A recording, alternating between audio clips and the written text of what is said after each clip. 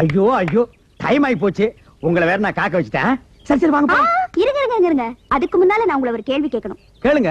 இந்த வருஷம் உங்க பையனுக்கு கல்யாணம் பண்ணி வச்சிருவீங்க. அடுத்த வருஷமே பேரம் பேத்தி எடுத்துருவீங்க. இப்ப என் மேல ஆசைப்பட்டு என் பின்னால சுத்திட்டு இருக்கீங்க. இது உங்களுக்கு தப்பா தோணலையா?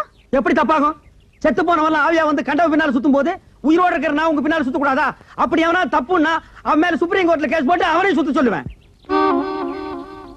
அப்ப உங்க பொண்டாட்டி அந்த சனியம் முடிச்சவளை ஏங்க இப்ப ஞாபகப்படுத்துறீங்க?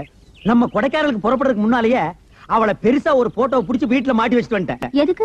இப்போ நாளைக்கு சூசைட் பாயிண்ட் போக போறோம்ல, அங்க போய் அந்த பாறை மேல அவளை நிக்க வச்சு கீழே ஒப்பம் வீடு தெரியுதா குனிஞ்சு பாரும்ப. அவ குடிவா பொச்சு மேல ஒரே மிதி போனமே கண்ணுக்கு தெரியாது.